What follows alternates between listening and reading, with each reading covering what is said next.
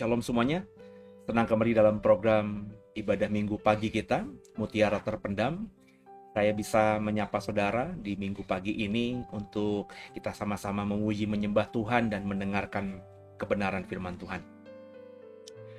Firman Tuhan katakan, carilah dulu kerajaan Allah dan kebenarannya, maka semuanya ditambahkan dalam hidup kita.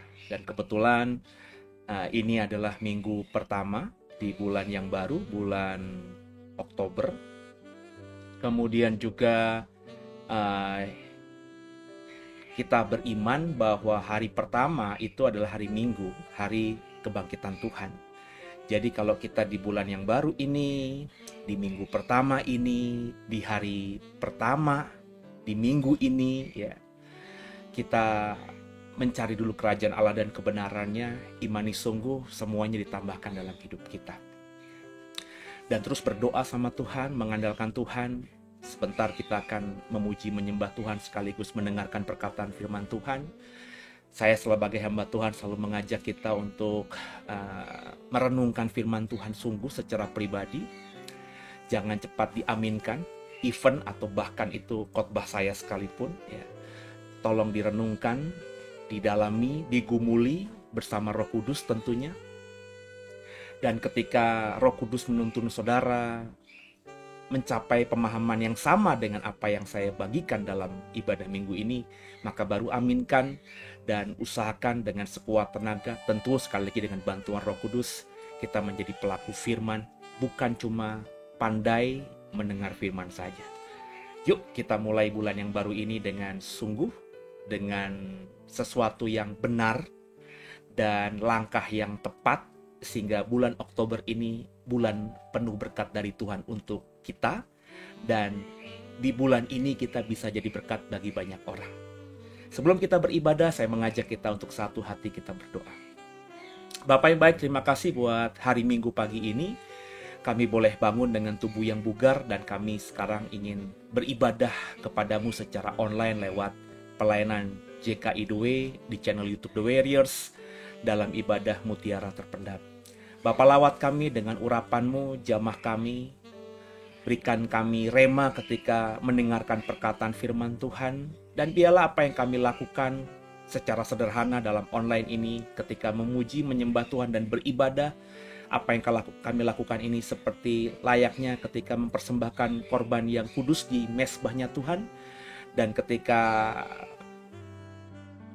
lemak dan darah itu dibakar, dupanya, asapnya itu naik ke surga dan harum menyenangkan hati Tuhan. Itulah kerinduan kami di sepanjang sisa hidup kami masing-masing. Kami jadi pribadi yang hidupnya menyenangkan Tuhan. Maka jangan lalui kami, jamah kami, dan kami mau serahkan ibadah kami ini dari awal, pertengahan hingga akhirnya hanya dalam nama Bapa, Putra dan Roh Kudus, dalam nama Tuhan Yesus Kristus. Haleluya. Amin. Bapak Ibu, sama-sama kita sebelum mendengarkan firman Tuhan, kita memuji, menyembah Tuhan lewat roh dan kebenaran. Siapkan hatimu, marilah memuji bersama saya.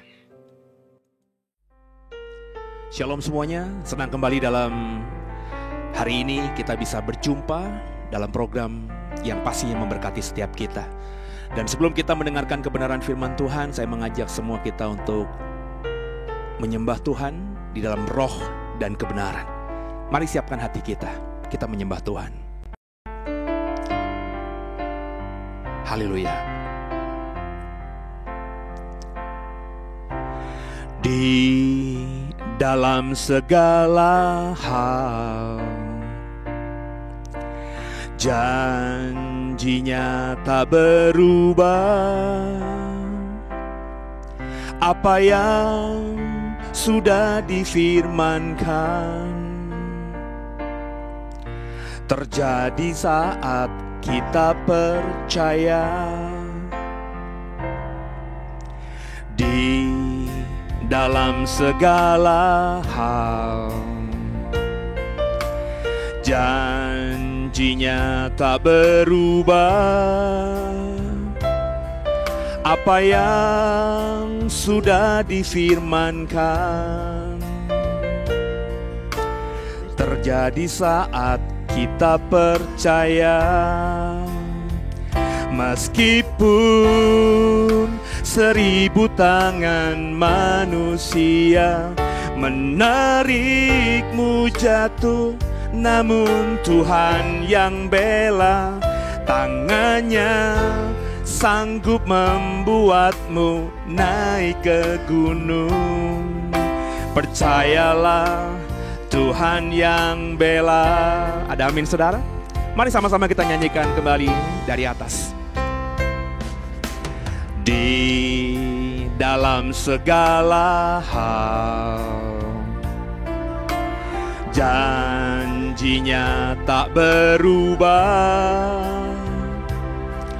Apa yang sudah difirmankan terjadi saat kita percaya.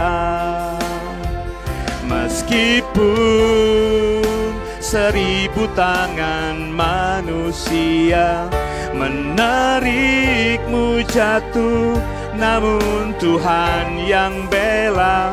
Tangannya sanggup membuatmu naik ke gunung. Percayalah, Tuhan yang bela. Meskipun 1000 tangan manusia menarikmu jatuh, namun Tuhan yang bela. Tangannya sanggup membuatmu naik ke gunung. Percayalah, Tuhan yang bela.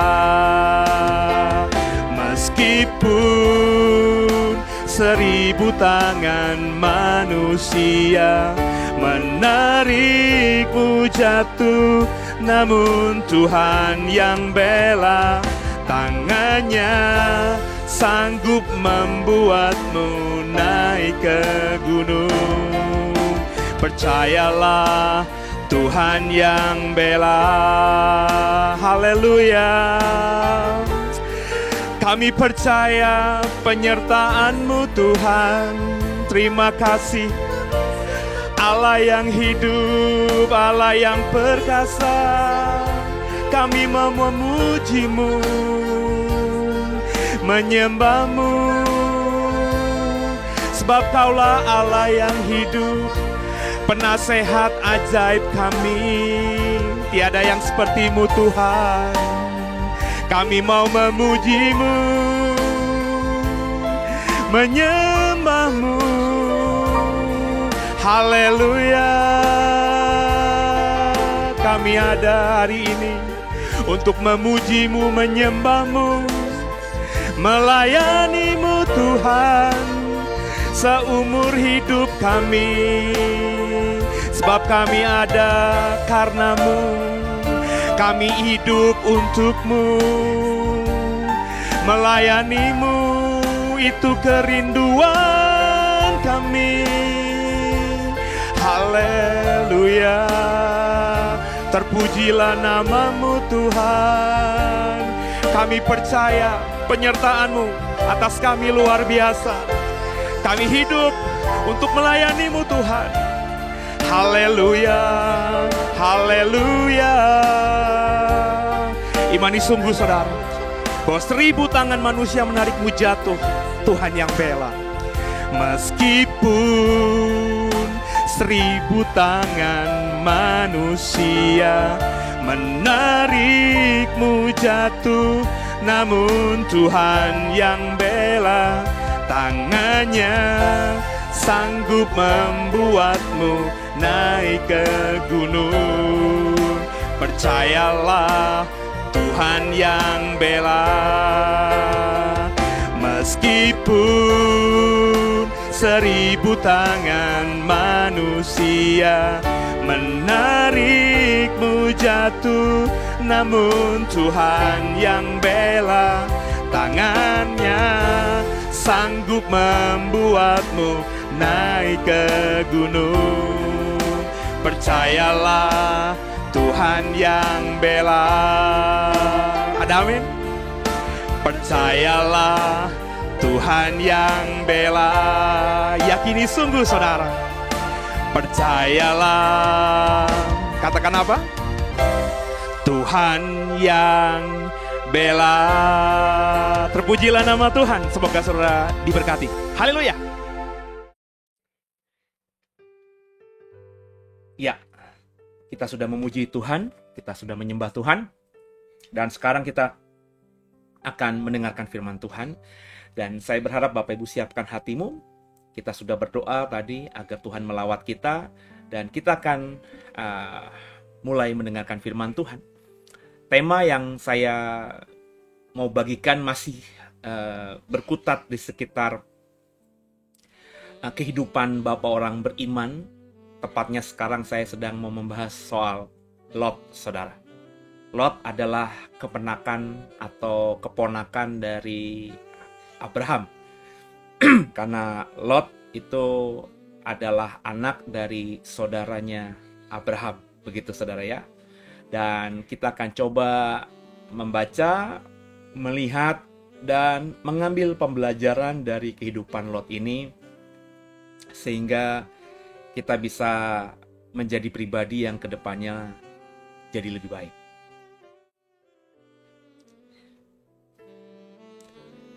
Saya beri tema khotbah kita pada minggu ini adalah Lot, manusia yang gagal paham, saudara. Manusia yang gagal paham. Jujur saja, meskipun saya tidak terlalu penasaran dengan figur ini, tapi saya sudah sejak lama ingin menggali, ya. Sebab ada poin-poin dalam kebenaran firman Tuhan di Alkitab yang pernah saya baca tentang Lot yang masih mengganjal gitu. Salah satu yang sempat membuat saya bertanya-tanya dalam hati dalam durasi waktu yang panjang, yakni ketika kita tahu ceritanya semuanya bahwa Lot melarikan diri atau keluar, dipaksa Tuhan untuk keluar dari Sodom, kota tempat tinggalnya. Kemudian istrinya mati jadi tiang garam, dan dia melarikan diri dari Sodom yang sedang dihancurkan Tuhan itu hanya dengan 2 anak gadisnya. Ada pertanyaan yang cukup saya pikirkan. Pertanyaan saya seperti ini. Kenapa ketika Lot itu sudah habis, kekayaannya habis karena kan semua sudah terbakar oleh hukuman Tuhan atas kota Sodom, ya Lot itu meskipun dia bisa bawa kekayaan, ya yang hanya bisa ada dia bawa di punggungnya dan juga di punggung anak-anaknya. Selebihnya tentu kan semuanya habis. Seberapa banyak sih kekayaan yang dia bisa bawa di punggungnya itu? Pertanyaan saya, kenapa ketika dia hanya tinggal dengan 2 anak gadisnya ini, dia tidak kembali atau dia tidak mencari pamannya lagi, Abraham? Kenapa dia tidak mencari Abraham atau kembali kepada Abraham? Yang kita tentu tahu bahwa meskipun Lot dengan Abraham sudah berpisah, mereka terus berhubungan. Nanti dalam slide-slide yang saya bagikan dalam khotbah ini, kita bisa temukan ada perjumpaan beberapa kali antara Abraham dengan Lot pasca mereka berpisah itu. Kenapa Lot hanya pergi ke pegunungan dengan 2 anaknya tanpa mau kembali kepada Abraham? Ini kan pertanyaan besar, saudara. Pertanyaan yang dulu belum bisa saya jawab karena saya, belum tertarik gitu. Meskipun sudah bertanya-tanya tapi belum tertarik untuk menggalinya. Kenapa? Karena ya ketokohan Lot di dalam Alkitab kita ini tidak terlalu sentral gitu. Saya lebih tergoda untuk menggali soal Abraham, Ishak, Yakub, terus Yusuf, Yehuda, Daud, Saul, Salomo. Pokoknya tokoh-tokoh yang hebat. Lot ini kan dalam ceritanya Abraham cuma cameo saja. Tapi karena ada pertanyaan yang belum terjawab ini, setiap saya membaca cerita soal Abraham, otomatis kan keinget sama Lot. Dan terlebih ketika beberapa minggu ini saya menggali soal keluarga Abraham, tentu kisahnya Lot ini muncul lagi dan akhirnya coba saya dalami. Maka akhirnya saya menyimpulkan dalam sebuah tema khotbah, Lot adalah manusia yang gagal paham. Kenapa saya bilang Lot adalah manusia yang gagal paham? Coba sama-sama kita pelajari, saudara ya. Yuk kita baca. Ayat dalam Kejadian 13 ayat 10-12. Lalu Lot melayangkan pandangannya dan dilihatnyalah bahwa seluruh lembah Yordan banyak airnya, seperti taman Tuhan, seperti tanah Mesir, sampai ke Zoar. Hal itu terjadi sebelum Tuhan memusnahkan Sodom dan Gomora. Sebab itu Lot memilih baginya seluruh lembah Yordan itu, lalu ia berangkat ke sebelah timur dan mereka berpisah. Abram menetap di tanah Kanaan, tapi Lot menetap di kota-kota lembah Yordan dan berkemah di dekat Sodom. Ketika saya menggali soal Lot, tentu peristiwa ini nggak mungkin diabaikan begitu saja. Ada yang aneh nggak menurut saudara dalam ayat-ayat yang kita baca barusan tadi? Kalau menurut saya, karakter Lot jelas terlihat di dalam ayat-ayat yang barusan kita baca atau yang barusan saya baca buat saudara ini. Di ayat-ayat yang saya beri warna huruf merah, Lot memilih baginya seluruh lembah Yordan itu, lalu ia berangkat ke sebelah timur dan mereka berpisah. Konteks ceritanya kan Abraham diberkati Tuhan luar biasa, begitu juga dengan Lot, kambing domba mereka banyak sekali, dan akhirnya gembala-gembala mereka ribut berkelahi soal air. Kemudian Abraham, dalam hal ini dulu sebelum Abraham adalah Abram, memanggil Lot dan membawa naik ke gunung. Gembalamu sering berkelahi, jangan juga akhirnya kita juga berkelahi. Ya sudah, kau lihat di sepanjang kau bisa memandang, kita berpisah baik-baik. Kalau kau ke timur, aku ke barat. Kalau kamu ke barat, aku ke timur. Kurang lebih seperti itulah perkataan Abraham kepada Lot. Dan Lot melihat lembah Yordan itu sangat baik. Ya, banyak airnya, hijau tentunya. Kalau banyak airnya seperti tanah Mesir yang ada di sekitar sungai besar, sungai Nil itu. Maka Lot memilih tempat yang terbaik itu. Dan tentu opposite-nya, sebaliknya, Abraham dapat tempat yang jelek. Kan begitu logikanya. Nah, ini membuat saya bertanya-tanya, saudara. Coba kita perhatikan ayat lagi, ya, sebelum kita nanti menyimpulkan. Kejadian 12 ayat 4-5. Lalu pergilah Abram seperti yang difirmankan Tuhan kepadanya, dan Lot pun ikut bersama-sama dengan dia. Abram berumur 75 tahun ketika ia berangkat dari Haran. Abram membawa Sarai istrinya, dan Lot anak saudaranya, dan segala harta benda yang didapat mereka dan orang-orang yang diperoleh mereka di Haran. Mereka berangkat ke tanah Kanaan lalu sampai di situ. Perhatikan bahwa dalam konteks ketika Abraham dipanggil Tuhan untuk pergi ke tanah Kanaan, posisinya Lot yang diajak Abram. Tuhan tidak sama sekali pilih Lot, bahkan secara definitif Abram diperintahkan Tuhan jangan membawa sanak keluarganya, tapi Abram membawa Lot. Lot diajak Abram. Nah, kalau kita memahami sampai konteks ini, berarti kan otoritas Abram itu ada di atas Lot. Sebab Lot ikut dalam rombongan ini karena diajak oleh Abram. Orang yang mengajak itu pasti punya otoritas yang lebih tinggi daripada orang yang diajak. Berarti nasib orang yang diajak itu sebenarnya tergantung pada orang yang mengajak. Kalau yang mengajak itu akhirnya diberkati, maka otomatis orang yang diajak juga diberkati. Kalau orang yang mengajak itu akhirnya gagal total, otomatis orang yang diajak juga akan mengalami kegagalan total. Kalau Bapak Ibu sudah sampai pada frekuensi yang sama dengan cara saya berpikir, maka ketika Lot akhirnya menjadi kaya, atau jika Lot nantinya menjadi miskin, ini semuanya akibat Abram. Gara-gara Abram mengajak Lot untuk ikut bersama dengan dia. Nangkep ya Bapak Ibu ya. Jadi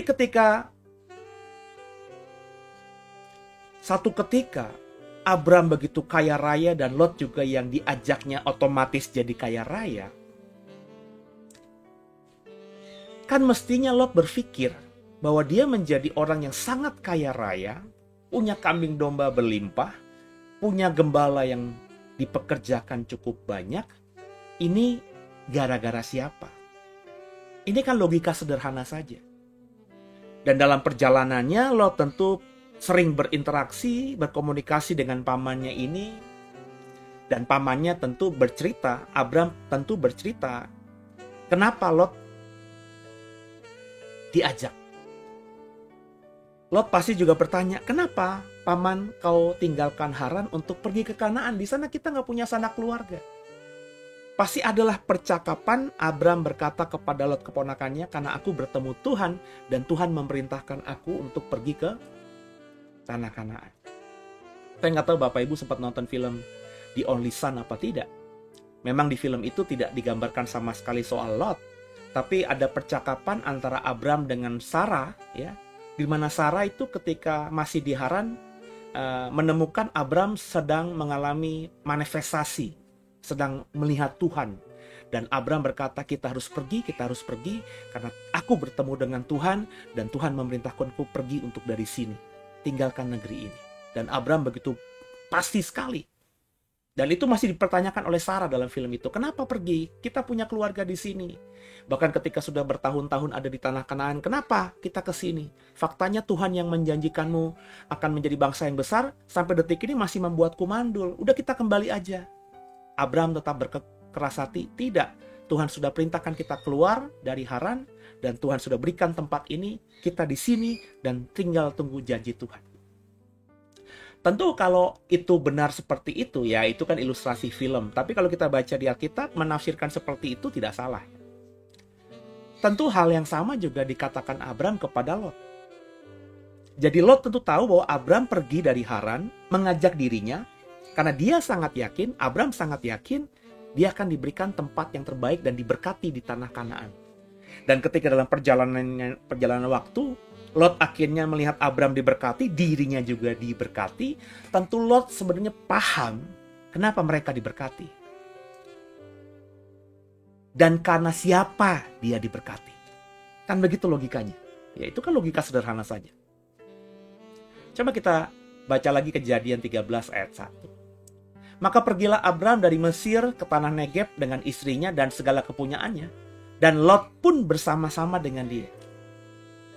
Ya, jadi ketika Abram dan keluarganya termasuk Lot ini sempat ke Mesir karena tanah tempat mereka tinggal mengalami kelaparan. Kemudian ketika mereka mau keluar dari Mesir, Lot juga diajak bersama-sama dengan Abram. Kejadian 13 ayat 5. Juga Lot yang ikut bersama-sama dengan Abram mempunyai domba dan lembu dan kemah. Ya. Dan Lot yang ikut bersama-sama dengan Abram. Jadi ada dua kali paling tidak dalam pasal yang sama, 13 Kejadian ayat 1, Kejadian 13 ayat 5, ada pengulangan kalimat yang kurang lebih sama. Lot pun bersama-sama dengan dia. Ayat 5-nya, Lot yang ikut bersama-sama dengan Abram. Bersama-sama dengan Abram itu dua kali muncul di ayat 1 dan ayat 5 Kejadian 13.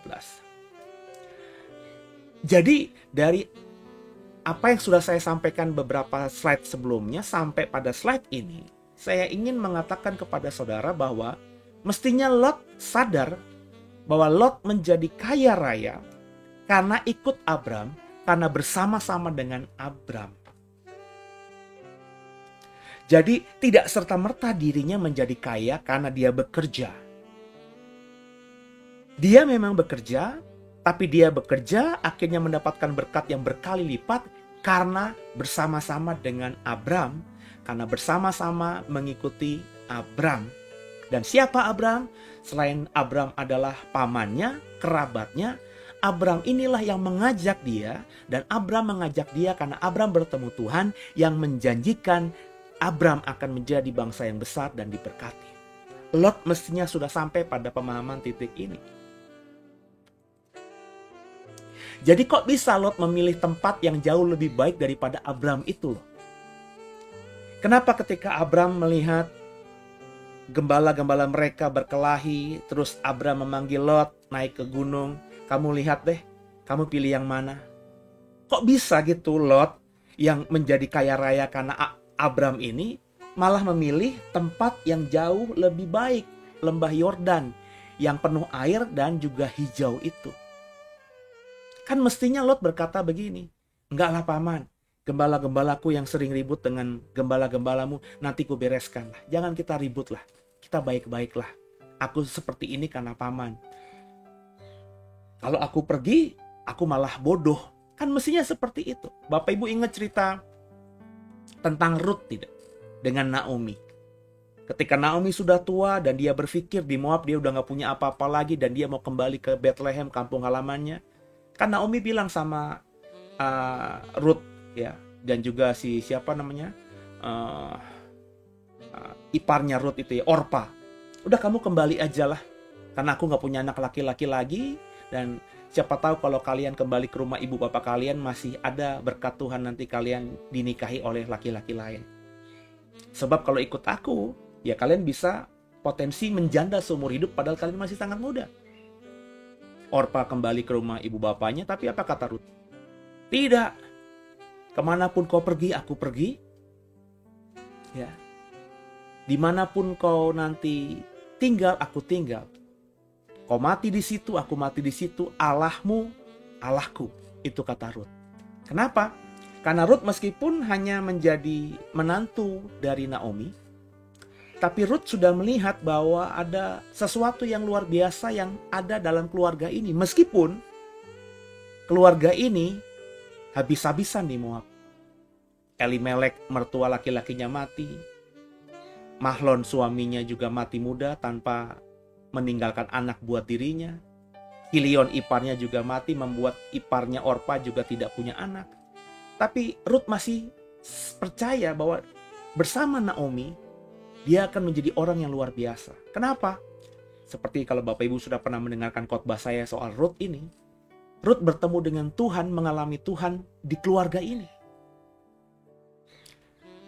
Jadi Ruth tidak mau berpisah dengan Naomi. Apalagi Naomi mau kembali ke Bethlehem. Ke suatu tempat di mana dia tahu bahwa seluruh penduduknya menyembah Allahnya yang sama, Allahnya Naomi. Maka Ruth berkeras hati untuk tidak mau pisah dengan Naomi mertua-tuanya ini. Mestinya kan Lot juga demikian dong. Tapi Lot malah memilih. Atau kalau kemungkinan keduanya, ya, mestinya dia tahu diri gitu. Ketika dia ada di puncak gunung bersama Abram, ketika Abram bilang, kamu pilih mana Lot, ke kiri atau ke kanan?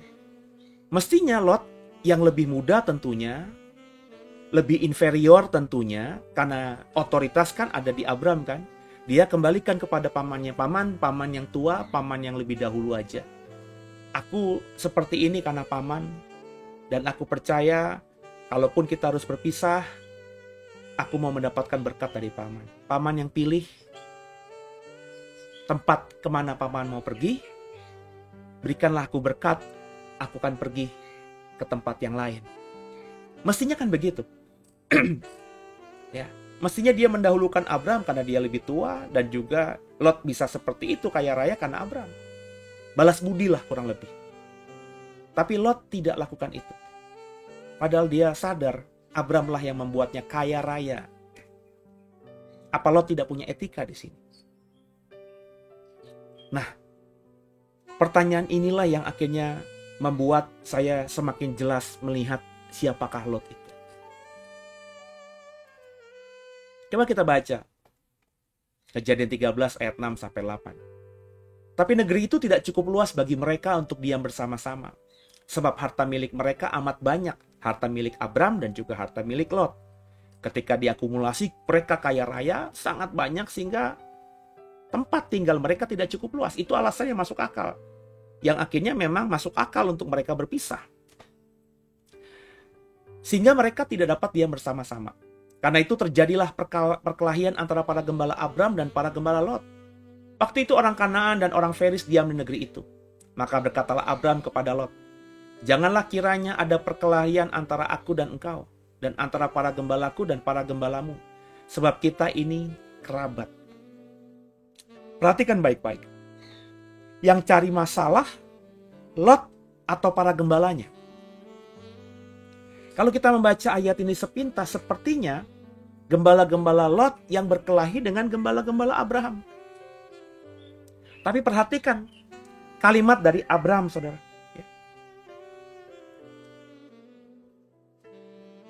Berkatalah Abraham kepada Lot, janganlah kiranya ada perkelahian antara aku dan engkau, antara para gembalaku dan para gembalamu. Abraham yang sudah tentu lebih tua, melihat lebih bijak lagi. Ini gembala-gembalanya berkelahi dengan gembala-gembala Lot, itu juga membuat dirinya bisa berkelahi dengan Lot. Atau gembala-gembalanya Lot berkelahi dengan gembala-gembalanya karena dia bisa melihat dengan mata telanjangnya bahwa Lot ini pun memang sudah menentang dia.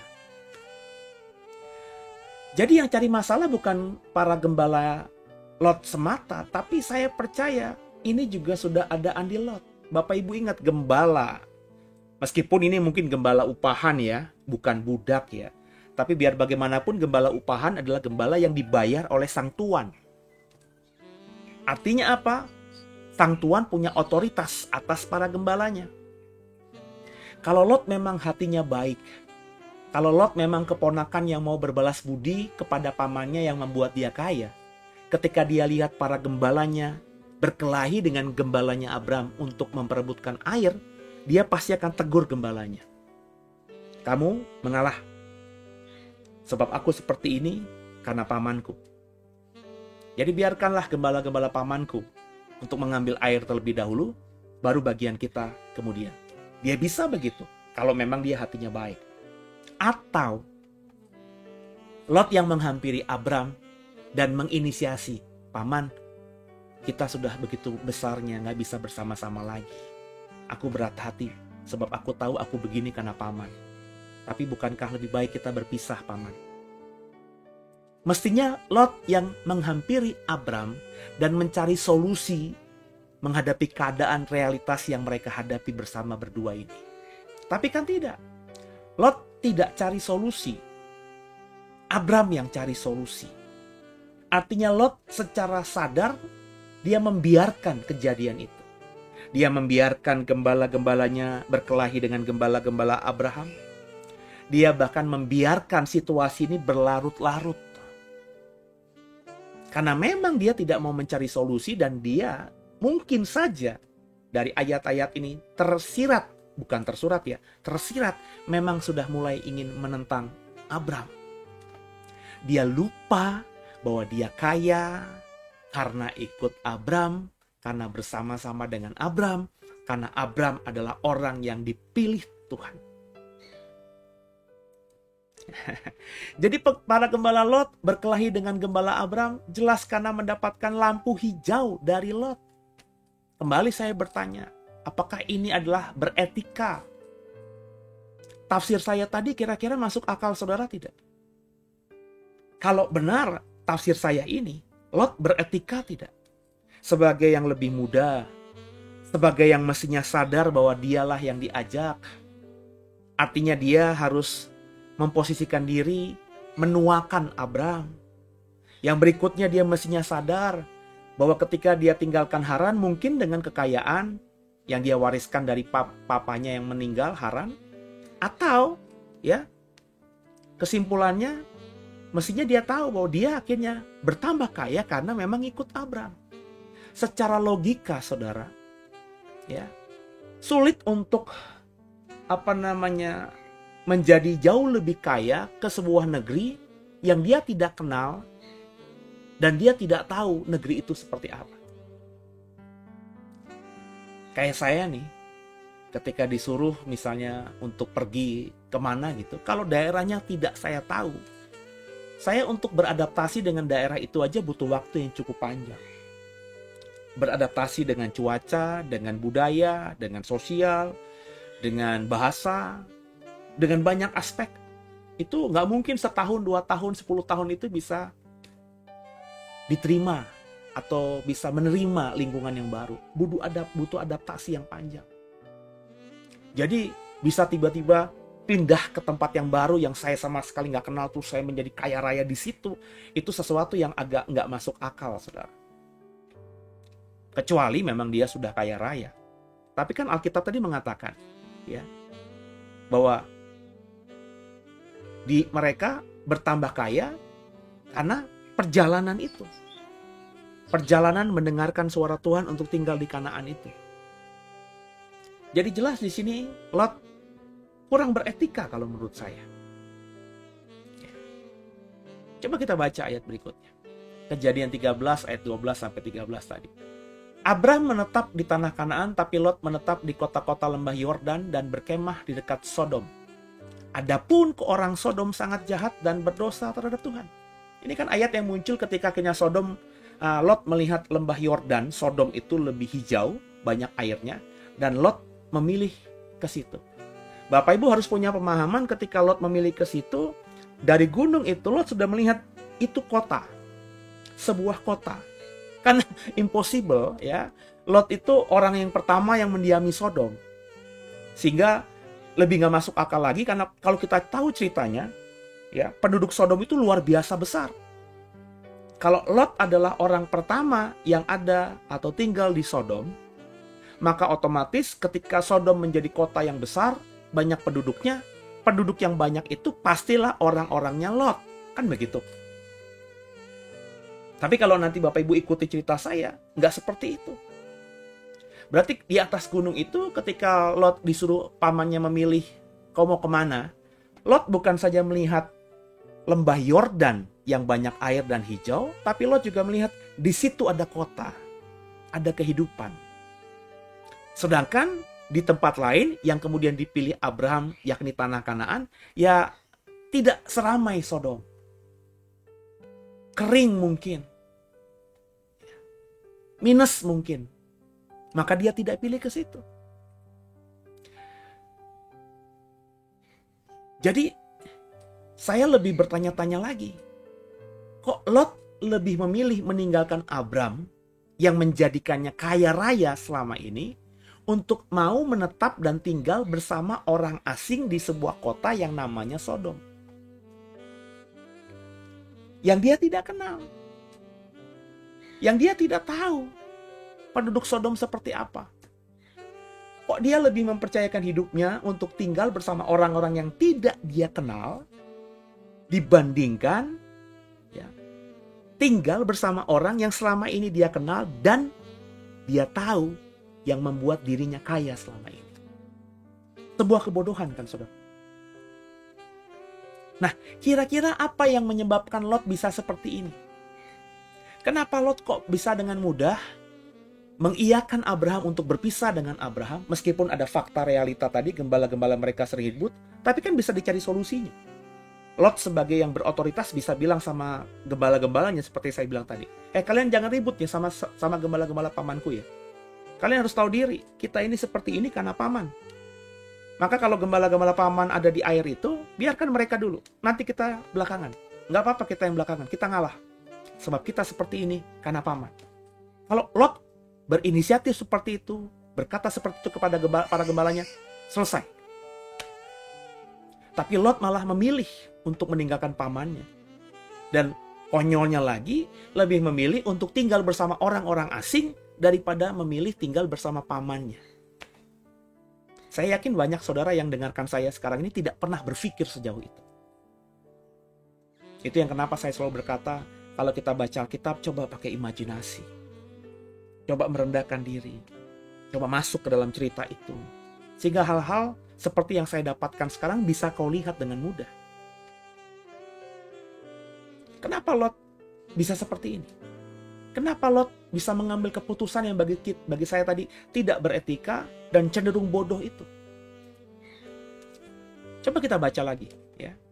Ayat-ayat Kejadian 14 ayat 8 sampai 12. Lalu keluarlah raja negeri Sodom, raja negeri Gomora, raja negeri Atma, raja negeri Zeboim, dan raja negeri Bela, yakni negeri Zoar, dan mengatur barisan perangnya melawan mereka di lembah Sidim, melawan Kedorlaomer, raja Elam, Tideal, raja Goyim, Amrafel, raja Sinear, dan Ariok, raja Elasar.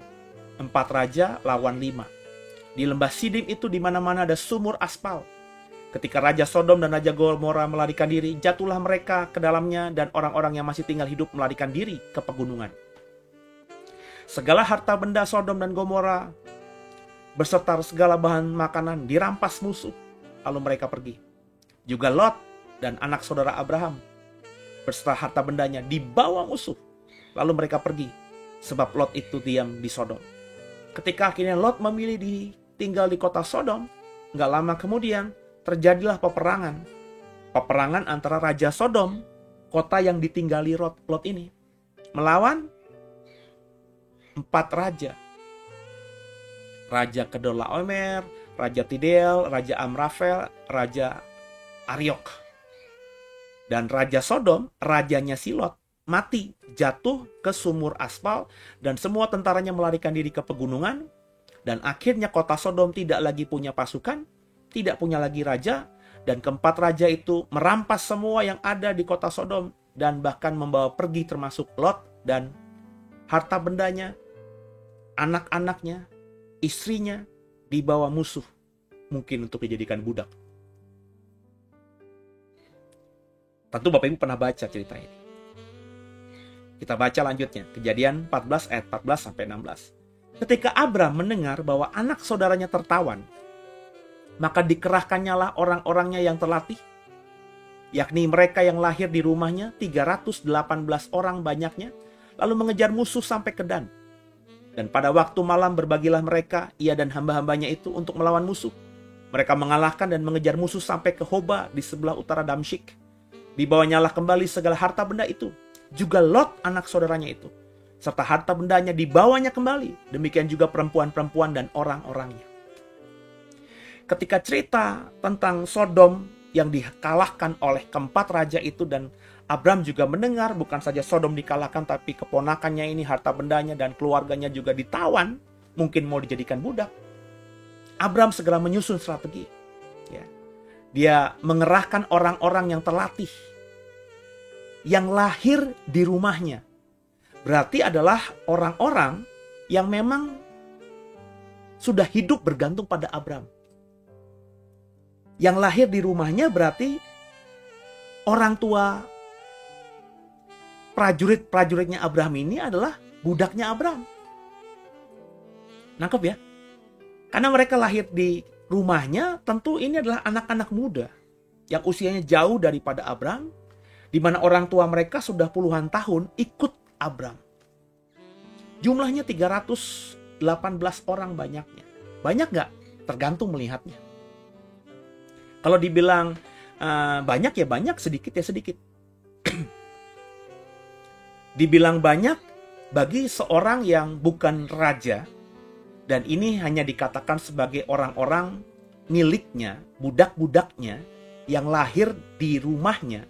Tentu kita bisa bayangkan bahwa Abram itu luar biasa, orang yang sangat diberkati. Prajurit-prajurit yang muda yang lahir di kemahnya saja itu ada 318 yang memang petarung, yang kayaknya bisa terlatih untuk berperang. Berarti 318 ini lahir dari berapa keluarga? Ya kan? 318 ini kan anak-anak muda. Ya. Bisa saja mereka, kalau kita lihat orang tuanya, ya, orang tuanya mungkin sekitar ada 100. Kalau satu keluarga ini punya 3 orang anak. Jadi ada 100 keluarga. Ada 100 keluarga, berarti kalau suami istri ada 200 suami istri, ditambah 318, ada 500 orang. Itu cuma anak-anak yang sudah layak berperang. Bagaimana kalau ada anak-anak yang masih kecil-kecil? Atau anak-anak perempuan? Berarti kurang lebih budaknya Abraham itu, orang-orang yang tinggal bersama di kemahnya Abraham itu ada sekitar 1000 orang. Bisa saja 1000 orang, saudara. Bayangin, seseorang yang bukan raja punya 1000 orang yang bekerja dan hidup bergantung pada Abram, bergantung pada dirinya. Abram luar biasa. Tapi kalau ngomongin tentang Abram ini mau berperang dengan 4 raja, 318 orang ini tidak ada apa-apanya. Tentu namanya raja punya pasukan perang yang luar biasa. Taruhlah setiap raja punya 500 prajurit yang notabene itu sangat kecil sekali. 500 kali 4, 2000 orang. 2000 orang melawan 318 orang. Itu minim sekali angka prajuritnya, 4 raja ini. Tapi Abram mengejarnya. Kenapa? Karena Abram mendengar keponakannya ini ditawan. Kemudian kita baca ayatnya. Lot dan semua miliknya diculik dan ditawan oleh Raja Kedorlaomer, Raja Tideal, Raja Amrafel, dan Raja Ariok. 4 raja ini. Abram dan 318 orang-orangnya mengejar dan bahkan mengalahkan 4 raja itu sehingga Lot dibebaskan. Bersama semua harta benda yang dirampas. Nah, perhatikan bahwa Abram dalam konteks ini bertindak karena Lot. Abram gak mau ribut dengan 4 raja itu. Andai kata 4 raja itu tidak mengganggu Sodom, andai kata 4 raja itu tidak menyentuh Lot, Abram mungkin tetap duduk manis di kemahnya. Tapi karena keponakannya ini, dia dengar ditawan, dia rela mati membawa 318 orang-orangnya untuk merampas lagi atau merebut kembali atau melepaskan Lot dari tawanan dan menghajar 4 raja dan semua pasukannya ini. Dari sini kita bisa membayangkan, saudara, bagaimana Abram itu mungkin sedih ketika Lot akhirnya berpisah dengan dirinya. Artinya, kita bisa menyimpulkan ketika Abram membawa Lot dulu dari Haran untuk ikut dia, ini bukan sekedar iseng-iseng mengajak, tapi memang Abram sangat peduli dan perhatian dan mengasihi Lot, keponakannya ini. Ada sebuah perasaan tulus, perasaan terhadap darah daging, meskipun Lot bukan anaknya, tapi mereka berhubungan darah kan. Maka ketika Lot ini pergi meninggalkan Abram, ada sesuatu yang hilang dari diri Abraham. Maka ketika dia dengar Lot, keponakan yang dia sayangi ini, ditawan, dia langsung membawa orang-orangnya. Pernah berpikir nggak bagaimana Sarah ketika Abram ini mau berperang? Pernah berpikir nggak kalau kita membaca di Alkitab, Abram punya teman-teman, ya. Teman-teman ini menyarankan, janganlah, itu Sodom tuh kota besar, rajanya aja mati sama Kedorlaomer dan teman-temannya. Ngapain kita berperang? Itu konyol, hitung-hitungan kita pasti kalah. Tapi Abram terus pergi untuk menyelamatkan Lot. Apa respon Lot setelah ia diselamatkan Abram? Alkitab tidak mengatakan apa-apa. Tapi yang kita bisa simpulkan, Lot tetap tinggal di Sodom.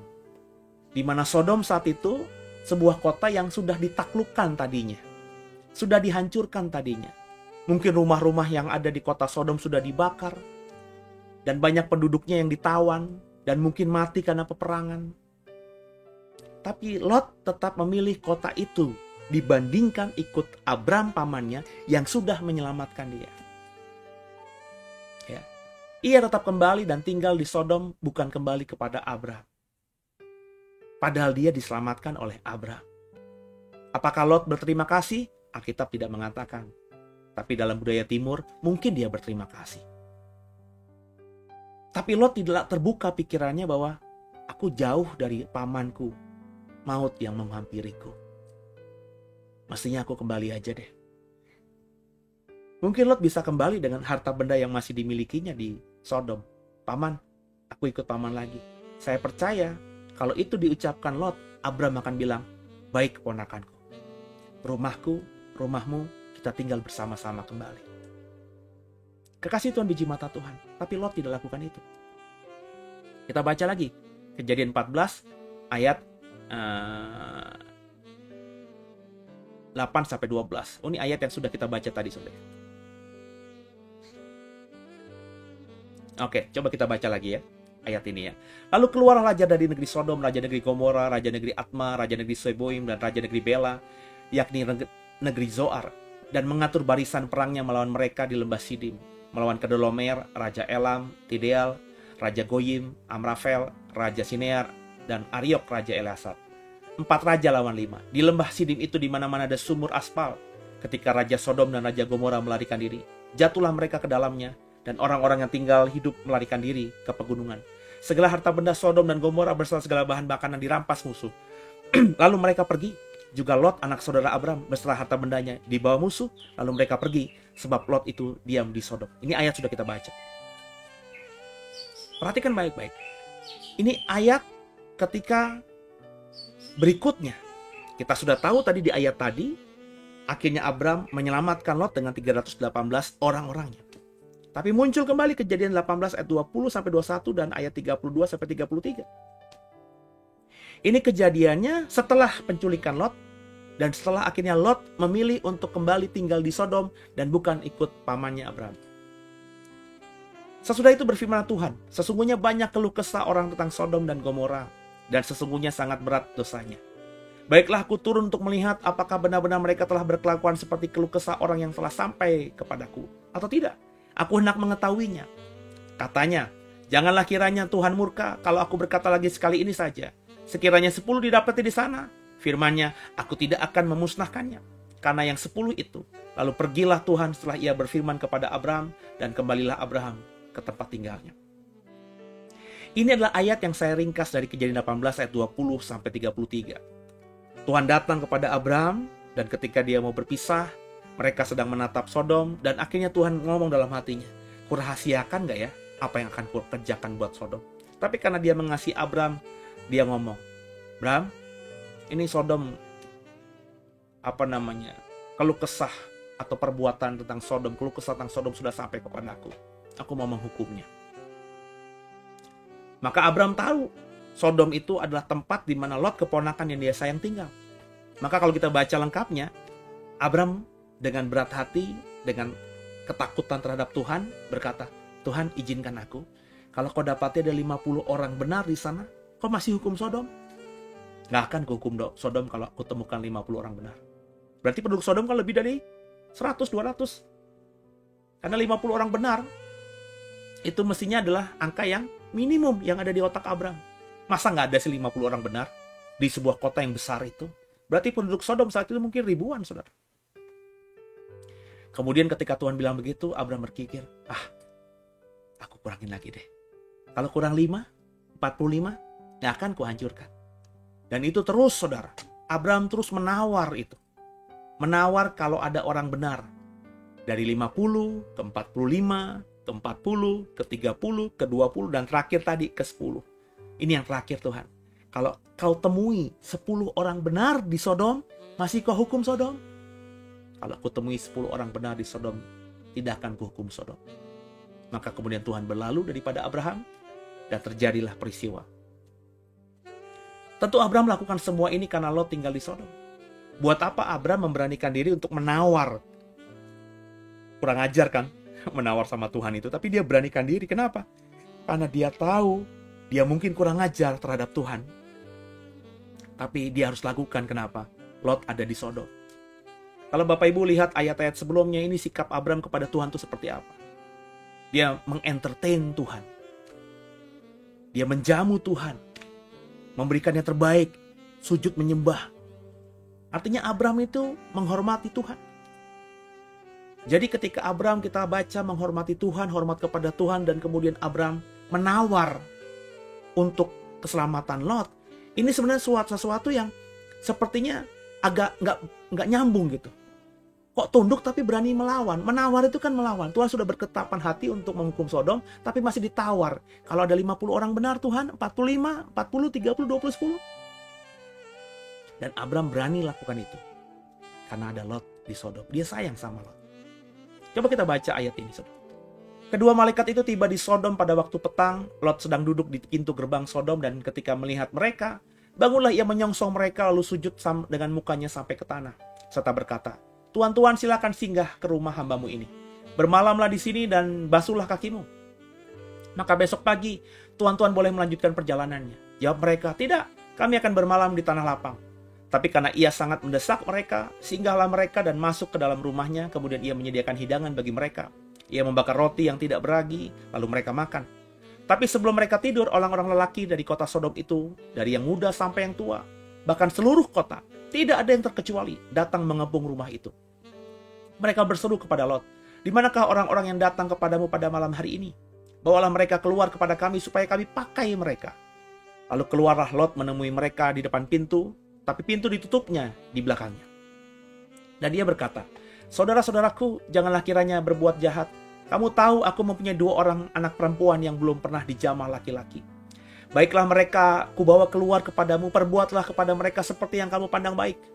Hanya jangan kamu apa-apakan kedua orang-orang ini. Sebab mereka memang datang untuk berlindung di dalam rumahku. Tapi mereka berkata, nyahlah. Lagi kata mereka, orang ini datang ke sini sebagai orang asing, maksudnya Lot. Dan dia mau menjadi hakim atas kita. Sekarang kami akan menganiaya engkau lebih daripada kedua orang itu. Lalu mereka mendesak orang itu, yaitu Lot, dengan keras. Dan mereka mendekat dan mendobrak pintu. Kita tahu nanti ceritanya bahwa Lot diselamatkan oleh 2 orang yang ada dalam rumahnya itu. Yakni malaikat Tuhan. Kemudian pintu ditutup dan 2 malaikat itu membutakan, tanda kutip, semua mata laki-laki yang mengepung rumah Lot sehingga mereka tidak mendapatkan pintu. Nah, kekasih Tuhan, biji mata Tuhan, ada yang aneh nggak dalam cerita ini? Bapak Ibu biji mata Tuhan, kita tahu tadinya bahwa Lot adalah orang yang sangat kaya raya. Begitu kaya rayanya, begitu tidak terhitung kambing dombanya. Kita sudah membaca tadi, sudah bersharing tadi, bahwa dia akhirnya berpisah dengan pamannya ini. Jadi ketika dia pergi ke Sodom, dia membawa seluruh kekayaannya itu. Kambing domba yang banyak, para gembala yang sangat luar biasa besar, harta benda yang lainnya untuk datang ke kota Sodom. Coba kita perhatikan apa yang ayat-ayat Alkitab katakan tentang Lot di ayat-ayat yang barusan kita baca tadi. Dikatakan Lot duduk di pintu gerbang. Seperti layaknya laki-laki yang memang normal saat itu, yang memang sering tinggal atau duduk di pintu gerbang. Ya. Itu menjadi budaya saat itu. Dan ketika Lot melihat 2 malaikat Tuhan, dia langsung sujud menyembah. Saya nggak tahu alasannya apa. Apakah Lot juga paham, punya kepekaan bahwa ini adalah malaikat Tuhan? Atau memang malaikat Tuhan menampakkan diri dengan sesuatu yang membuat Lot akhirnya berpikir ini bukan orang biasa. Tapi pastinya Lot menyembah dan mengajak 2 orang malaikat Tuhan ini untuk masuk ke rumahnya dan dijamunya dengan makan roti tidak beragi. Itu yang Alkitab katakan. Tapi ketika mereka mau tidur, seluruh laki-laki kota Sodom, tidak ada yang terkecuali, ayat Alkitab katakan tadi, tua dan muda, mengepung rumahnya Lot. Dan meminta agar 2 laki-laki itu dibawa mereka untuk mereka pakai. Ada namanya pelecehan seksual atau kelainan seksual. Karena semua laki-laki Sodom, tua dan muda, ingin tidur atau mencabuli atau memperkosa laki-laki homoseksual. Laki-laki yang tertarik pada laki-laki. Karena biarpun itu malaikat Tuhan, tapi malaikat Tuhan ketika datang kepada Lot dalam wujud manusia. Jadi kelihatan fisik mereka. Dan mereka pasti menampilkan diri seperti seorang laki-laki. Karena begitu juga kata ganti dalam bahasa aslinya adalah maskulin, bukan feminin. Jadi biji mata Tuhan, Bapak Ibu biji mata Tuhan, ini menandakan apa? Bayangin, ketika Lot pergi ke Sodom, dia pergi tentu dengan kekayaannya. Gembala-gembalanya itu pasti bukan cuma 1-2. Sebab kalau gembalanya cuma 1-2, domba-dombanya paling cuma sekitar 10, paling banyak 100 kali. Tapi faktanya, kambing domba Lot dan kambing dombanya Abraham itu butuh air, sehingga ketika butuh air, 1 mata air tidak cukup buat mereka, sehingga gembala-gembala mereka berkelahi. Berarti gembala-gembala Lot itu pasti lebih dari 1 dan 2. Itu baru gembala. Ya, belum budak-budak. Karena yang dipekerjakan oleh seorang tuan, dalam hal ini contohnya Abraham, bukan cuma menggembalakan kambing domba, tapi juga bercocok tanam mungkin. Atau mengusahakan hal-hal lainnya. Bayangin seperti saya bilang tadi, kalau Abraham punya 318 orang yang lahir di rumahnya. Kan saya bilang tadi, kalau berikut dengan orang tua dan juga adik-adik mereka yang masih usia balita atau yang perempuan, ya, itu pasti jumlahnya 1000 orang. Itu sebuah kehidupan yang besar, 1000 orang. Abraham itu meskipun dia hanya berdua dengan Sarah, tapi ketika mereka keluar kemah mereka, itu ada kemah-kemah yang ratusan. Karena mereka punya orang-orang yang tinggal bersama mereka sekitar 1000 orang. Jadi Abraham itu tinggal dengan puluhan atau mungkin ratusan kemah. Apakah Lot tidak demikian? Lot juga demikian. Tapi faktanya ketika seluruh laki-laki Sodom ini mengepung rumah Lot, mereka langsung dijumpai Lot. Pertanyaannya, pernah nggak Bapak Ibu pikirkan? Lah, Lot nggak punya budak-budak lagi? Lot nggak punya orang-orang yang bisa membela dia? Kenapa dia harus berhadapan langsung dengan laki-laki Sodom? Semua laki-laki Sodom. Kenapa semua laki-laki Sodom juga bisa langsung menerobos rumahnya? Berarti rumahnya tidak terjaga, tidak ada yang mengawal. Jadi andai kata Bapak Ibu sepakat dengan saya, meskipun Lot tidak miskin, tapi Lot kehilangan banyak harta. Kenapa saudara? Ya karena tadi asumsinya, logikanya, bahwa orang-orang, seluruh laki-laki Sodom itu bisa langsung masuk ke rumahnya Lot dan mengepung rumah Lot tanpa ada satu orang pun yang membela Lot. Dalam hal ini, orang-orangnya Lot atau budak-budaknya Lot atau para gembalanya Lot. Nggak ada. Semua laki-laki Sodom langsung berhadapan dengan Lot. Berarti saya bisa menyimpulkan Lot mungkin sudah kekayaannya jauh berkurang. Dia pergi dengan kekayaan ketika meninggalkan Abraham. Tapi ketika di Sodom semua yang dia bawa, yang dia dapatkan ketika ikut Abraham bersama-sama dengan Abraham, hilang satu demi satu. Dia belum jatuh miskin, tapi dia nggak sekaya dulu lagi. Buktinya apa? Tidak ada satu laki-laki pun yang ada di rumah Lot yang membela Lot. Alkitab dengan clear menjelaskan dia hanya tinggal bersama istri dan 2 orang anaknya. Sehingga ketika Abraham berkata kalau ada 10 orang benar, Tuhan gak dapati 10 orang benar. Andai kata Lot itu dianggap orang benar dan keluarganya juga, ya cuma Lot, 2 anak dan istrinya 4 orang. Pada logikanya, kalau Lot memang punya orang-orangnya, istrinya punya budak perempuan seperti Sarah punya Hagar dulu, Abraham punya Elimelek, bukan Elimelek siapa? Eliezer, ya. Tentu mereka akan disebut juga orang benar. Kenapa? Karena seorang budak itu akan tunduk sama tuannya. Apa kata tuannya? Iya. Maka 10 orang benar itu mestinya mudah. Tapi faktanya tidak ditemui. Tidak ada itu. Dan kemudian dalam ayat-ayat ini juga ketika Lot tahu bahwa mereka meminta 2 malaikat Tuhan itu untuk diberikan kepada mereka. Saya bingung saudara. Ayat ini selalu saya berkata saya bingung. Kenapa? Kenapa Lot itu malah menawarkan 2 anak gadisnya? Untuk tentunya diperkosa oleh mereka rame-rame. Ada gitu seorang ayah yang berpikir untuk menyerahkan 2 anaknya untuk menjadi ganti dari 2 orang tamunya. Di satu sisi mungkin kau bisa menafsirkan, oh berarti Lot itu benar-benar menghormati malaikat Tuhan. Tapi tetap gak masuk akal saya. Kenapa solusinya yang ada di otak Lot adalah memberikan 2 anak gadisnya?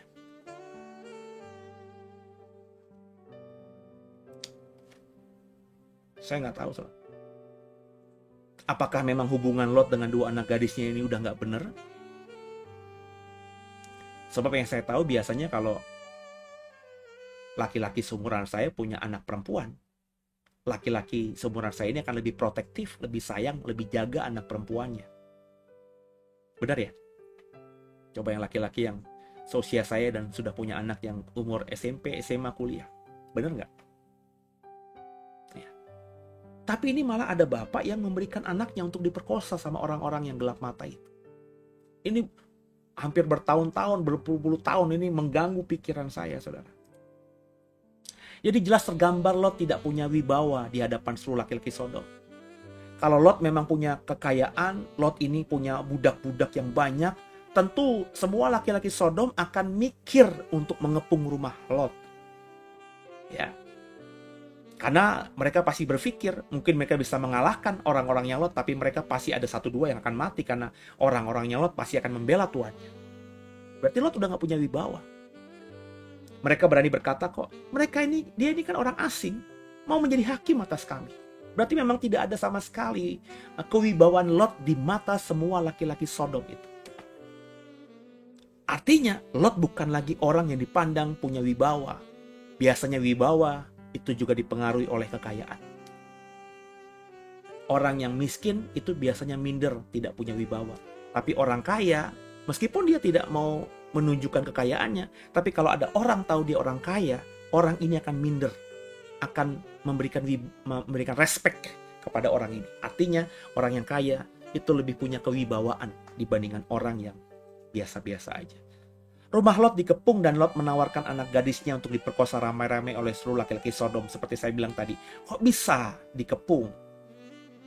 Kok bisa Lot berpikir untuk menyerahkan 2 anak gadisnya? Di mana orang-orangnya Lot?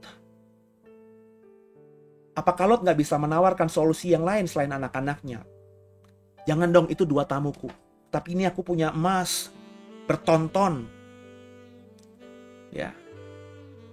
Ini aku punya perak, aku punya kambing domba, udah ambil semuanya, bagi-bagi rata lah. Tapi jangan 2 tamuku itu disentuh. Kenapa dia malah menawarkan hanya 2 gadisnya? Berarti kan nggak punya pilihan lain. Masuk logika, saudara nggak? Lot nggak punya pilihan lain. Dia menghormati 2 tamunya. Dan dia mau menyelamatkan 2 tamunya, tapi dia nggak punya pilihan lain. Dia nggak punya apa-apa lagi yang dia mau sodorkan sebagai barter, sebagai bargaining, agar 2 tamunya tidak disentuh oleh semua laki-laki Sodom. Saya percaya kalau dia punya kambing domba, punya kekayaan emas, perak, dan seterusnya, diberikan kepada laki-laki Sodom, mereka semua akan berbagi itu dan kembali pulang ke rumah masing-masing. Meskipun Lot nanti menjadi susah miskin, tapi dia paling tidak bisa menyelamatkan 2 tamunya dan tidak menodai 2 anak gadisnya. Kan begitu, saudara. Masuk akal nggak logika saya? Berarti dalam titik ini, saya menafsirkan Lot memang sudah miskin. Paling tidak kalau nggak miskin, dia tidak seperti dulu ketika dia datang pertama kali ke kota Sodom dengan kekayaan yang luar biasa yang dia dapatkan ketika dia bersama-sama dengan Abraham. Coba perhatikan baik-baik. Kejadian 19 ayat 15-16. Ketika fajar telah menyingsing, kedua malaikat itu mendesak Lot supaya bersegera. Katanya, bangunlah, bawalah istrimu dan kedua anakmu yang ada di sini, supaya engkau jangan mati lenyap karena kedurjanaan kota ini. Ketika ia berlambat-lambat, maka tangan istri, tangan kedua anaknya dipegang oleh kedua orang itu, sebab Tuhan hendak mengasihani dia. Lalu kedua orang itu menuntunnya keluar kota dan melepaskan dia di sana. Perhatikan kalimat yang saya kasih warna kuning itu. Sebab Tuhan hendak mengasihani dia. Berarti 2 malaikat itu diutus ke kota Sodom itu bukan untuk menyelamatkan Lot tadinya, tapi karena memang ingin menghukum Sodom. Seperti yang memang Tuhan katakan kepada Abraham. Tapi karena 2 malaikat Tuhan itu dijamu oleh Lot dengan baik, maka Tuhan hendak mengasihani Lot. Jadi Bapak Ibu jangan berpikir bahwa Lot itu orang benar. Dalam konteks ini, akhirnya Lot selamat karena Tuhan hendak mengasihani dia. Tadinya sudah dikasihani belum? Kalau Tuhan sudah mengasihani Lot, nggak mungkin ada kalimat ini. Ya. Jadi ketika Abraham berkata, kalau ada 10 orang benar di Sodom, kau hancurkan Sodom nggak Tuhan? Di mata Tuhan, Lot tidak termasuk di situ. Emang gak ada orang benar. Itu makanya akhirnya kita bisa mengerti dan selaras dengan firman Tuhan, pergaulan yang buruk merusakkan yang baik. Gak akan ada orang yang baik di tengah pergaulan yang buruk itu. Lot yang mungkin hatinya baik, tidak seburuk seperti orang-orang Sodom, tapi karena dia bergaul dengan orang-orang Sodom, semuanya yang dibawa baik dari tempat Abraham itu habis. Karena dia bergaul dengan orang-orang yang jahat. Tapi karena Lot di situ masih punya rasa budaya atau etika mungkin, ya. Mungkin dia juga diberikan kepekaan sedikit sehingga dia bisa menjamu 2 malaikat Tuhan ini. Dan setelah dijamu, Tuhan melihat Lot ini oke juga nih. Meskipun nggak masuk hitungan orang benar, tapi dia mengentertain utusanku. Maka Tuhan hendak mengasihani dia. Jadi Lot bukan masuk hitungan orang yang benar. Abraham berpikir tadinya Lot adalah orang benar. Tidak. Kalau Lot itu sudah orang benar di mata Tuhan, maka nggak mungkin ada kalimat sebab Tuhan hendak mengasihani dia. Karena kalau Lot sudah orang benar, pasti Tuhan akan menyelamatkan. Tapi andai kata juga Lot benar, dan keluarganya benar hanya 4 orang. Artinya tidak masuk perjanjian seperti yang dia janjikan kepada Abraham kalau ada 10. Maka mestinya Lot meskipun orang benar, Lot juga akan mati di kota itu ketika Tuhan mengembalikan Sodom dengan api dan belerang dari surga. Jadi Lot ini terselamatkan karena dia berbaik hati pada 2 malaikat Tuhan. Demikianlah pada waktu Allah memusnahkan kota-kota di lembah Yordan dan menunggang-balikan kota-kota kediaman Lot. Maka Allah ingat kepada Abraham, lalu dikeluarkannya lah Lot di tengah-tengah tempat yang ditunggang-balikan itu. Di ayat tadi, Allah hendak mengasihani Lot. Kenapa Allah hendak mengasihani Lot? Bukan karena Lot orang benar. Ayat ini menegaskan bahwa Allah hendak mengasihani Lot di ayat yang tadi karena Allah ingat kepada Abraham. Nah, karena Allah ingat kepada Abraham, sahabatnya, orang yang dia sayang, maka Tuhan mengeluarkan Lot dari tengah-tengah kota yang akan ditunggang-balikan itu. Jadi Lot diselamatkan Tuhan karena Abraham, bukan karena Lot orang benar, saudara. Jadi saudara, Lot bukan orang benar. Jadi selama ini Lot diberkati bukan karena dia orang benar, bukan karena dia orang baik, tapi dia diberkati karena dapat efek dia dekat dengan Abraham, dan Tuhan memang berjanji memberkati Abraham. Karena Lot dekat dengan Abraham, Abraham diberkati Tuhan, Lot juga kecipratan berkatnya. Itu makanya menjelaskan tadi pertanyaan saya di awal. Coba kita baca ayat ini, Kejadian 19 ayat 30. Pergilah Lot dari Zoar dan ia menetap bersama-sama dengan kedua anaknya perempuan di pegunungan. Sebab ia tidak berani tinggal di Zoar, maka diamlah ia di dalam suatu gua beserta kedua anaknya. Bayangin di zaman itu, di zaman semua orang kalau nggak tinggal di rumah, di sebuah kota, tinggal di kemah seperti Abraham, ini Lot malah memilih tinggal di gua bersama dengan anak-anaknya. Seperti orang-orang yang tinggal di zaman purba gitu. Ia tetap tidak mau kembali kepada Abraham. Ini kan pertanyaan yang sudah saya tanyakan tadi di awal. Kenapa? Saya simpulkan tadi. Memang dia bukan orang benar. Memang dia bukan orang baik. Memang dia bukan orang yang beretika, orang yang mengerti keadaan, orang yang bisa membaca keadaan, bukan orang yang berhikmat. Ya. Makanya gak heran, akhirnya ketika dia sampai di Sodom, udah keputusan memilih Sodom itu karena dia tidak berhikmat. Semua yang dia bawa, kekayaannya ketika dia bawa ke Sodom, semuanya hilang. Kenapa? Karena tadi kurang berhikmat. Lot sampai akhir hidupnya adalah orang yang gagal paham. Dia bukan orang berhikmat, dia bukan orang benar. Dia orang yang bodoh, tanda kutip. Orang yang tidak pernah berpikir bahwa ada sesuatu, ada suatu tangan yang tidak kelihatan yang menyertai setiap orang benar. Lot berpikir dia kaya karena dirinya. Dia gak sampai pada pemikiran dia kaya karena Abraham. Jadi seperti saya bilang di awal tadi, kenapa Lot tidak berpikir ya? Kok dengan logikanya dia tidak sadar ya? Karena memang dia tidak pernah berpikir dia kaya karena Abraham. Dia tidak pernah berpikir dia menjadi orang yang besar, punya kambing domba yang banyak, punya gembala-gembala yang banyak karena Abraham. Ada gak orang seperti itu hari ini? Ada. Banyak orang hari ini yang bahkan Kristen yang tidak pernah berpikir bahwa dia sampai pada kekayaannya hari ini karena Tuhan. Atau karena dia dekat dengan Tuhan. Ya. Lot sampai akhir hidupnya adalah orang yang gagal paham. Tak paham bahwa Abraham adalah orang yang diberkati Tuhan. Ia pikir ia bisa hebat karena dirinya sendiri. Maka jadilah bijak, saudara. Di akhir zaman ini jadilah bijak. Bijak di sini artinya bernaung dan berlindunglah dekat dengan orang yang diberkati Tuhan dan sadarlah tentang diri sendiri. Maksudnya apa?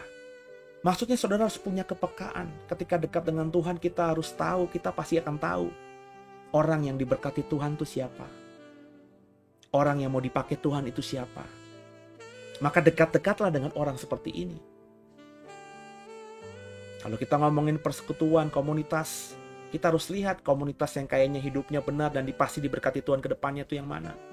Kalau kita ngomongin gereja, kira-kira gereja yang memang mengajarkan kebenaran, yang hidupnya menyenangkan Tuhan dan pasti akan Tuhan berkati itu siapa? Kalau ngomongin pendeta, gembala, kita harus berdoa. Mana gembala, mana pendeta yang kira-kira hidup benar dan mau menyerahkan hidup mereka memang untuk melayani Tuhan sungguh-sungguh tanpa ada motivasi. Maka ikutlah mereka-mereka ini. Saya punya pengalaman dulu. Sebelum saya melayani Tuhan di The Way, saya mengikuti seorang hamba Tuhan. Bahkan saya tidak mungkin meninggalkannya kalau komunitas gerejanya tidak mengusir saya, ya, tidak memberikan kesempatan saya untuk melayani lagi di situ. Kenapa saya ada di situ dari awal? Karena saya tahu gembala saya dulu adalah orang yang diberkati Tuhan, orang yang dipakai Tuhan. Maka meskipun saya tidak merasa diri bahwa saya akan bisa sama seperti gembala saya itu, tapi paling tidak saya kecipratan berkatnya. Dan itu yang saya imani. Dekat dengan orang yang diberkati Tuhan, maka kita akan menjadi orang yang diberkati Tuhan. Nah sekarang makanya jadilah bijak. Bernaung dan berlindunglah dekat dengan orang yang diberkati Tuhan.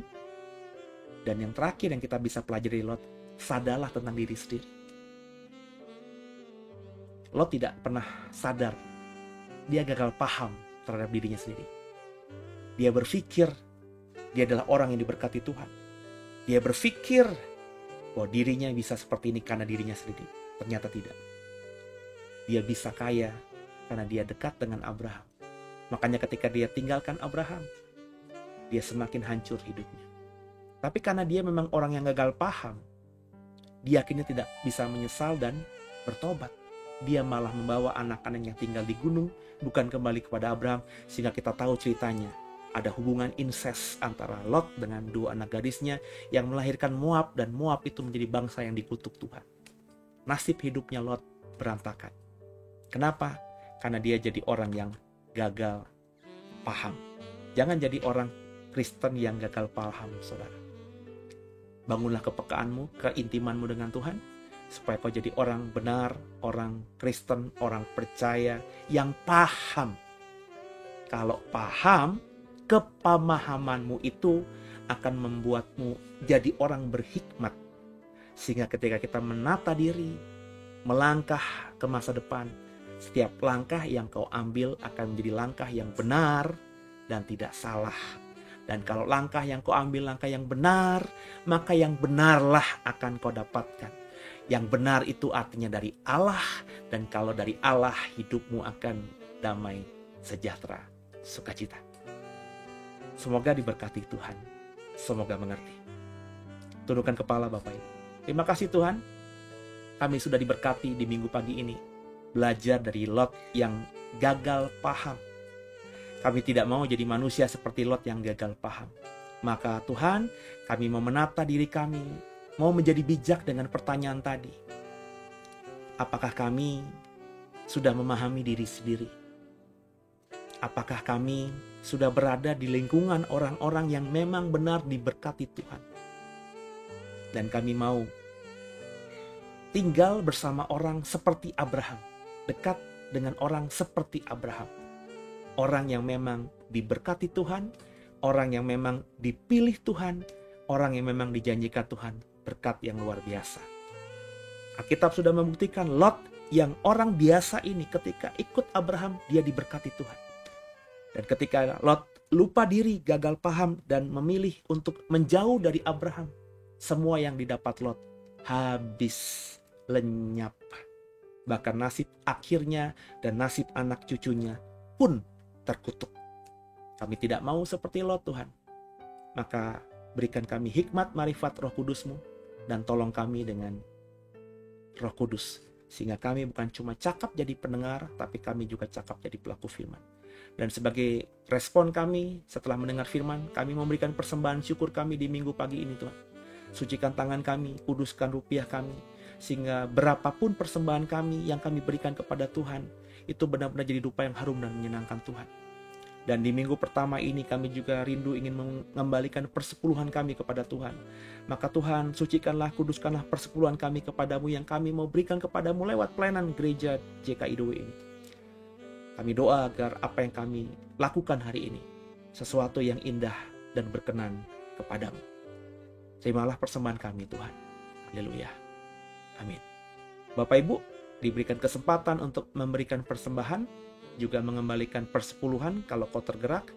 Dan sebentar ada nomor rekening, ada QR barcode, QRIS yang bisa Bapak Ibu gunakan sebagai alat untuk menyalurkan atau menaburkan persembahanmu kepada Tuhan lewat pelayanan JKIDW. Selamat memberi, Tuhan Yesus memberkati.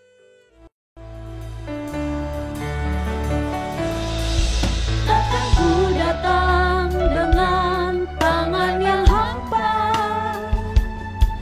dan ku bawa yang terbaik bagimu. Dengan senang hati dan aku nyatakan rasa syukurku untuk kebaikanmu. Takkan ku datang dengan tangan yang hampa, kan ku berikan tubuh, roh, dan jiwaku di atas mezbahmu, dan aku korbankan yang ku miliki semuanya untukmu. Ini persembahanku, ucapan syukurku seluruh hidupku, dan ku berikan bagimu. Ku sucikanlah persembahanku, jadi dupa yang harum menyenangkanmu. Tuhanku, terimalah. Terima kasih buat persembahan saudara, dan sebelum kita akhiri ibadah minggu pagi kita ini, saya mengajak kembali saudara untuk tundukkan kepala, kita berdoa. Bapa yang baik, terima kasih buat ibadah minggu pagi ini, dan kami percaya kami semua diberkati Tuhan, dan kami juga doa buat ibadah jam 11 nanti Tuhan, biarlah kami yang tinggal di Serpong bisa datang ke gereja untuk beribadah di minggu pertama ini secara langsung, dan kami juga yang jauh dari Serpong bisa mengikuti ibadah live streamingnya, siaran tundanya, sehingga setiap kami terus belajar, dan kami hari ini masih terus melanjutkan pembelajaran kami tentang Allah. Kami mau mengenal Allah yang benar Tuhan. Maka singkapkanlah yang masih tersembunyi selama ini. Berikan hikmat marifat kepada setiap kami agar kami punya pemahaman yang benar tentang diri-Mu. Maka Tuhan, terima kasih buat segala-galanya. Berkati Indonesia, berkati presiden kami, berkati semua gereja-Mu yang melayani Tuhan di hari ini. Dan berkatilah setiap hamba-hamba-Mu Tuhan, semua anak-anak-Mu, agar mereka semua dalam berkat Tuhan, dalam kasih Tuhan, dan bisa jadi berkat bagi banyak orang sehingga nama Tuhan dipermuliakan. Dan terakhir Tuhan, ampuni salah dosa kami. Yesus Kristus adalah Tuhan Juru Selamat kami yang hidup, dan ke dalam tangan-Mu lah kami serahkan tubuh, jiwa, dan roh kami. Kekasih Tuhan, arahkan hatimu dan terimalah berkat yang dari Tuhan. Biarlah damai sejahtera dari Allah Bapa, cinta kasih dari Tuhan Yesus Kristus, serta persekutuan yang manis, yang intim dengan Roh Kudus selalu menyertai-Mu, menyertaiku, keluargamu, keluargaku, mulai hari ini sampai nanti Maranatha, ketika Tuhan Yesus menjemput kita kembali dan membawa kita ke langit baru, ke bumi baru, ke Yerusalem baru, tempat kita dalam kekekalan bersama Yesus. Yang diberkati katakan dengan iman. Amin. Saudara, ibadah kita sudah selesai, dan terus dukung pelayanan digital kami ini, Bapak Ibu. Bapak Ibu bisa bantu di-share, di-like program ini, dan juga bisa ikuti program-program pengajaran kami lainnya. Setiap Senin sampai ketemu Senin lagi, tidak ada hari tanpa program pengajaran di channel YouTube The Warriors. Kalau Bapak Ibu mau lebih lagi, Bapak Ibu bisa menjadi membership. Saya membuat sekolah Alkitab dengan biaya 50.000 sebulan, ya, seminggu 2 kali kelasnya. Kita sedang belajar soal bibliologi, doktrin tentang Alkitab. Bapak Ibu juga bisa ikut kelas program membership yang mengajar tentang materi-materi akhir zaman, itu biaya bulannya cuma 20.000. Bapak Ibu tinggal pilih ya. Kalau ikut yang sekolah Alkitab, Bapak Ibu akan mendapatkan semuanya. Tapi kalau tidak mau ikut sekolah Alkitab, tidak mau belajar teologi, dengan mudah saya mengajar ya saudara ya, bukan orang lain. Bapak Ibu mau hanya mendapatkan pengajaran akhir zaman saja, silakan ikut yang program akhir zaman yang The Warriors Family, hanya nggak sampai 20.000, 19.900 setiap bulannya.